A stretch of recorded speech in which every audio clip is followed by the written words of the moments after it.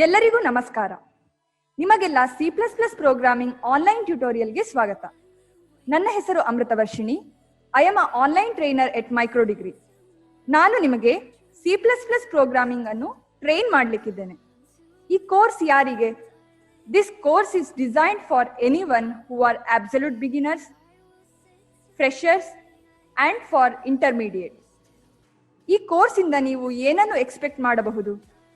ಇಲ್ಲಿ ನಾವು C plus plus programs run ಮಾಡುವುದಕ್ಕೆ ಬೇಕಾದ ಕೋಡ್ ಎಡಿಟರ್ಸ್ ಅನ್ನು ಇನ್ಸ್ಟಾಲ್ ಮಾಡುವುದರಿಂದ ಹಿಡಿದು ಸಿ ಪ್ಲಸ್ ಪ್ಲಸ್ ಪ್ರೋಗ್ರಾಮಿಂಗ್ನ basic, fundamentals and its features ಅನ್ನು ಅರ್ಥ ಮಾಡಿಕೊಳ್ಳಿಕ್ಕಿದ್ದೇವೆ.